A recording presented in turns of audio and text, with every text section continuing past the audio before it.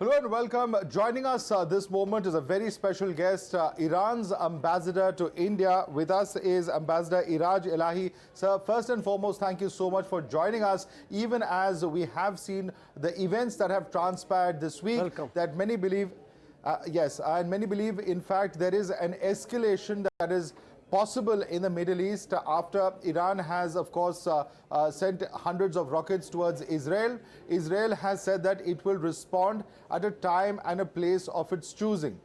What do you expect will take place in coming days, Ambassador?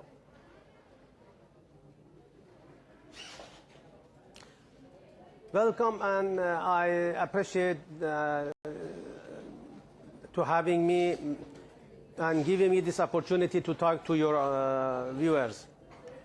We hope that Israeli decision makers have learned enough from the strike which they have received from our missiles, and they will not escalate the situation. They assassinated official guest of Iran, Ismail Haniyeh, inside Iran. They violated sovereignty of Iran, so we were obliged to defend our sovereignty, our national interest, and in retaliation of this, we have struck Israel. So we hope that they will not continue their crimes against Iran. Right. You know, but the statement coming in from Israel is a little different. And I'd like to quote what Benjamin Netanyahu has said, Ambassador Elahi, the Prime Minister of Israel. And he has said that after those missiles were fired, that the regime of Iran does not understand our determination to defend ourselves. They will understand we will stand by the rule established. Whoever attacks, we will attack them. So the point being made over here is, what really are we looking at? Because there are many who believe, and what could be the potential targets from Israel's side if there is some kind of an air attack or any other attack from Israel's side, particularly nuclear plants, you know, sensitive energy facilities. All of this could be the potential targets if Israel does decide to launch this kind of an attack in coming days, coming weeks, coming months.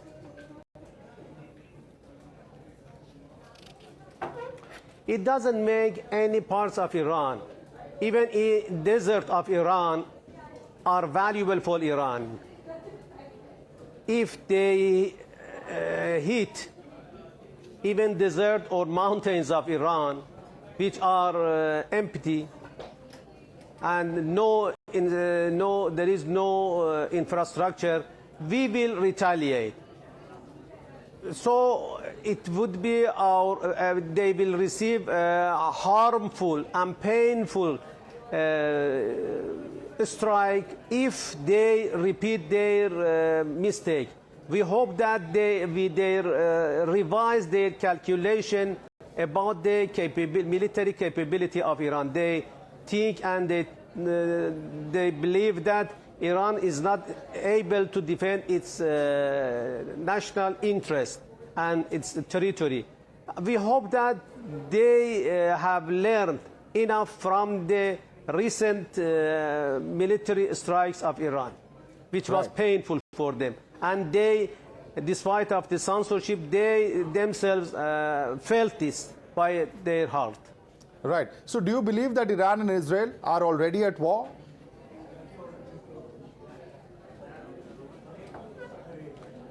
You know, we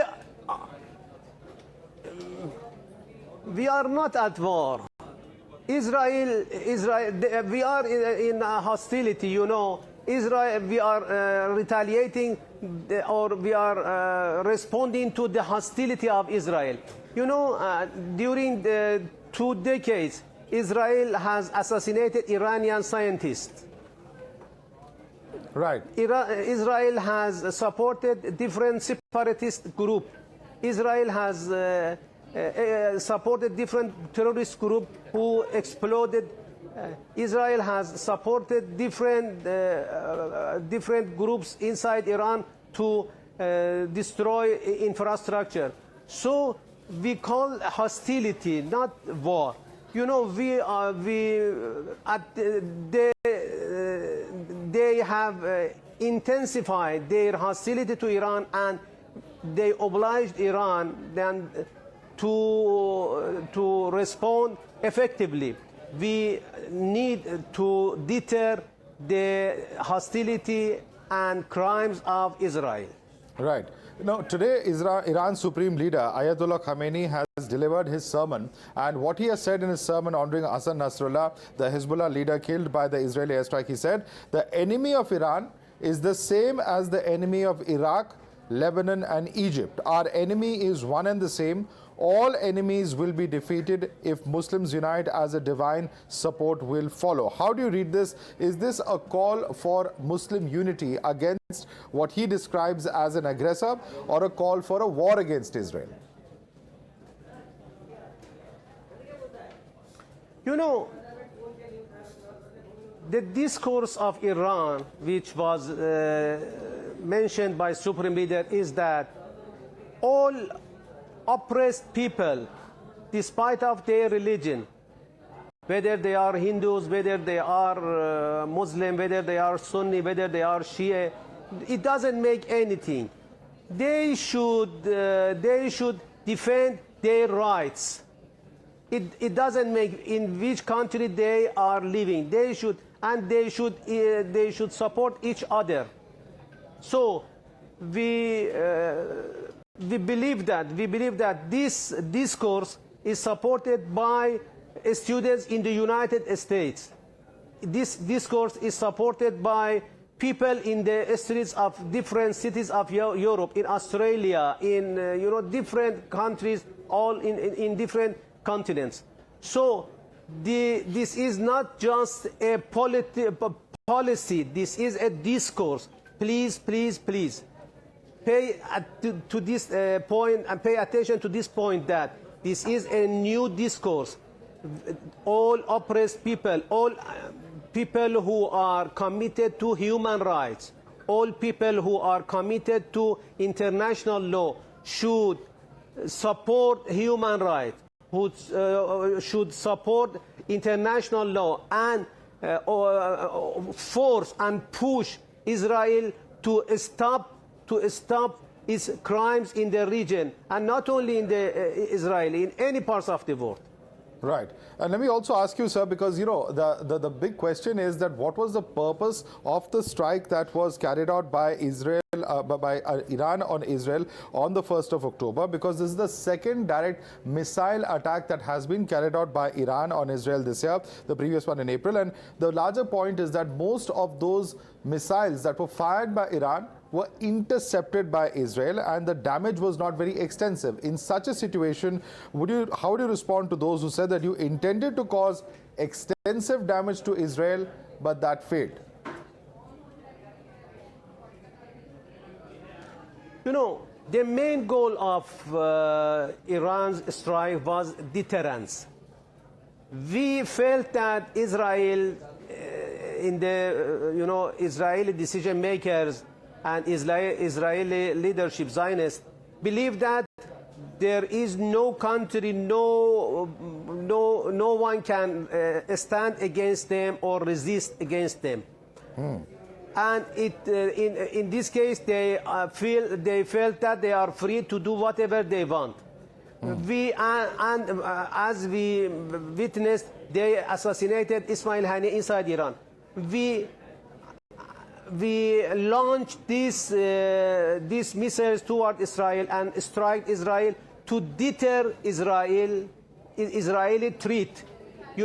Israel just understand and feel the language of power, nothing else. No logic, no ethics, so no international law. It is not committed to the international law. It is not committed to the human principles. So they just believe and they just understand the language of force. So we had to deter this threat, and our main intention was this. Right. Regarding the intercepting Iranian missile, the reaction of Netanyahu, the harsh reaction of Netanyahu, shows that to which extent it was painful for Israeli forces.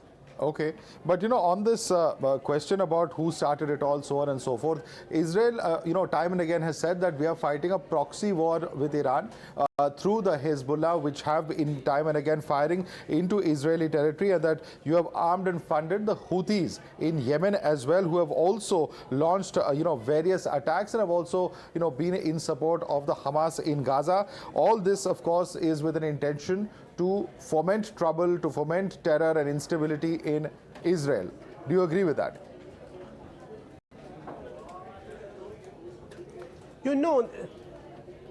Whatever they call Houthis, whatever they call Hamas, whatever they call Hezbollah as a proxy of Iran, they are independent groups. They are independent nations. They are independent people who expressed their solidarity with Palestinians, with innocent people in Gaza, in Palestine. Houthis are attacking interests and infrastructure of Israel to deter the threat of Israel and to prevent Israel from attacking Gaza. Hezbollah is defending its territory. Hezbollah as a political party. Hezbollah is a political party and has a militia branch, militia wing, is defending the territory of Lebanon. Hamas also is defending its homeland. So how they are proxy of Iran? How they are they are defending themselves. Hezbollah is defending himself. Hamas is defending its homeland. Houthi is defending is doing a launching operation in solidarity with Palestinians. So what Israel claimed that they are proxy of Iran. Of course, we do support resistance against Israel, but they are independent forces. They make their decision by themselves, and Israel, by saying and calling them as proxy of Iran, try to justify its crimes against Palestinians, against Lebanese, against Houthis. Right, and Prime Minister Netanyahu has time and again said that, he has addressed the people of Iran and he has made a distinction between the people of Iran and the regime of Iran. Many are saying that this is a sign of how Israel wants to effect regime change in Iran. Is that something that is practically possible at all in your view? This is, as I mentioned, this is a miscalculation that there is a gap between Iranian government and Iranian nation. If unfortunately because of the censorship which is done by the mass media and mainstream media, the reality of Iranian society is not shown for the world, and many aspects of Iranian life is hidden for the people all around the world. There is no gap between Iran, the government of Iran and Iran. But from another point, let's think about regime change inside Israel. Netanyahu has hijacked regime of Israel, hijacked nation, Jewish, hijacked security of the region, hijacked United States, and he hijacked all of them for himself. Because if today ceasefire, there was an agreement for ceasefire, Netanyahu will be charged for different, will be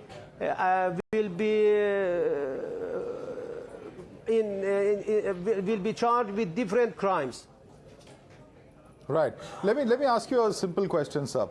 In the possibility of the event, when you're talking about Israel, of course, has said that it will, launch some kind of attack on Iran. It will reply at the suitable time, so on and so forth. But if it does do that, there is US standing very firmly with Israel. Will Iran be able to take on the onslaught of this, in terms of the military infrastructure required and the staying power required?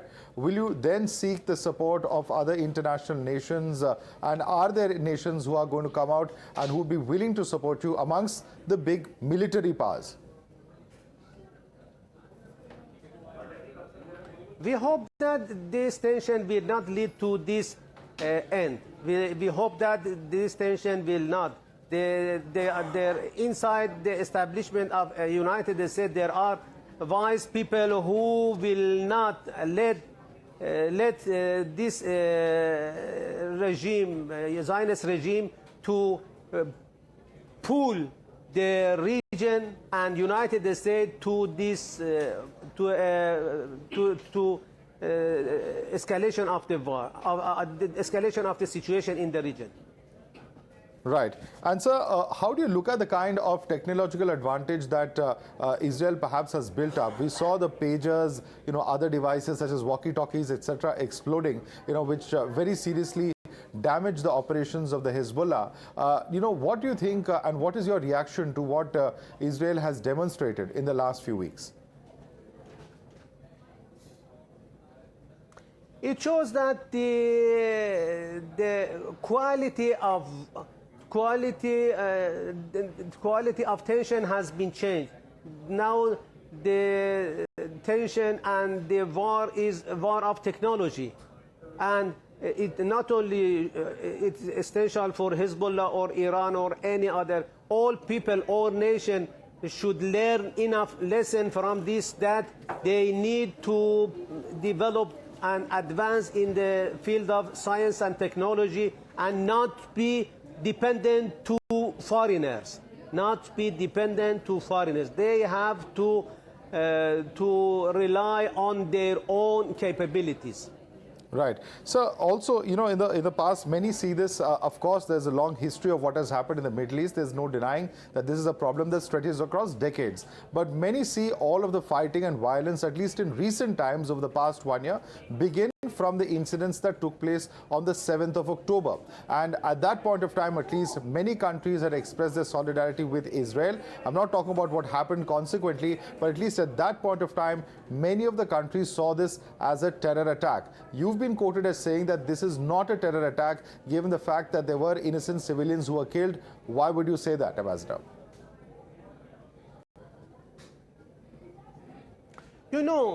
You cannot interpret or analyze the 7th October operation. You need to review the background of this event. The root of this event goes back to 1974, to 1967, 1973, different wars in Sabra and Shatila massacre, and there is, as you know, or may you know, that there is no territory has remained for Palestinian, and there is no ground for implementation of two-state solution. So if you separately analyze the 7th of October operation, yes, it may be you can blame Hamas for this, but if you consider the background, you cannot, and it's not rational to blame Hamas for doing this. This is one part of my answer. The second part is that let's assume that it is a terrorist act. Let's assume it was not terrorist act. It was Hamas is a resistance group. Hamas is a resistance group. Hezbollah is a resistance group. But let's assume that it is a terrorist act. It was a terrorist act. Should be the penalty or punishment appropriate to the crimes? Is 1,000 casualty of Hamas in 7th of October or 2,000 casualty of Israeli by Hamas equal to 41 casualty of innocent people in Gaza? It means one Israeli equal how many? Equal 40 people. There is no proportion, proportionally it's not equal. So nothing justified, nothing, even if No, but Israel is saying that they want this conflict to go on until they completely extinguish the threat. Operation of Israel. Israel is saying that they want this conflict to go on until they eliminate the threats once and for all through this long war. By killing infants, by killing, by hitting hospitals, by hitting and striking tents of refugees, by destroying infrastructure of West Bank, by hitting and starvation of people, and to which extent? Yes, they certainly there are claim questions. that they are to eliminate the roots and eradicate the terrorists. But how? By killing infants? It's certainly not justified. Nobody can justify any infants or children being killed, but there are allegations on the other side also. I don't want to be drawn into that debate, but Ambassador, I have to ask you a question. When Iran in the past has had no hesitation launching airstrikes on Pakistan, Iraq and Syria, just a minute. How many children and infants? No, of course, civilians are there. I'm not denying that civilians are there. But then Israel also has its own version of the events that have transpired. I'm asking you a simple question. When airstrikes have happened from Iran side on Pakistan, Iraq and Syria, when outfits such as Jaish al-Adl and ISIS have used territories in these countries against Iran, and therefore they say that why should Israel hold back when Hezbollah has used Lebanon's territory to target it?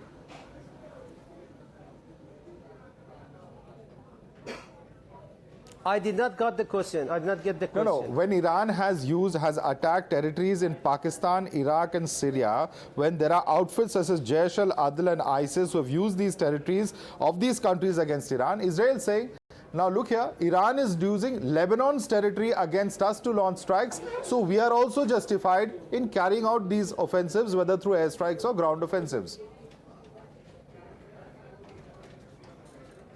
We do not use Lebanon to strike Israel.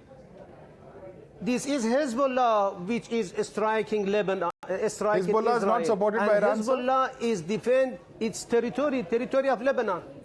Hezbollah is not supported by Iran? We support Hezbollah. We support Hezbollah. We do not deny. No. So that's why they call it a proxy. We explicitly say that we support Hezbollah to defend its homeland. You know, nowadays, some part of the Lebanon, if you don't know, please pay attention, and it's good for you and for your knowledge that some part of Lebanon now is under occupation of Israel. Yes. Most part of Syria, Golan Heights is under occupation of Israel. All Palestine is under occupation of Israel. So, if Hezbollah is defending itself, can you blame Iran, or you should blame Israel for occupation of the territory of Lebanon? You know. Unfortunately, Israel tries to change the place of murderer and victims. All right. They occupy the territory of Hezbollah and Lebanon, and Hezbollah is defend its territory. Besides army, you know, Hezbollah is not alone. Hezbollah, besides, alongside with the army of Lebanon, is defending territorial integrity of Lebanon. Unfortunately, till now they could not. Okay. My last question to you, sir. What is your expectation? Because India has close ties with Israel as well as Iran. What is the role that you expect India to play as far as helping to de-escalate in this conflict is concerned? India is good friend of Iran. India is good friend, old friend of Iran. And also good friend of Israel too. But comparing the relation between Iran and Israel, Iran and India, with India and Israel, it's not comparable. You know, our relation is more than 2000, and our language, our ancestors all have been together and are the same. So we expect, since the beginning of tension, I myself tried to and explicitly said that India has influence. India as a rising power, as the voice of South, can play enough role, and it is good opportunity for India to enter the game and play for the escalation of the situation. All right. Thank you so much, Ambassador, for speaking to us here at Times Now.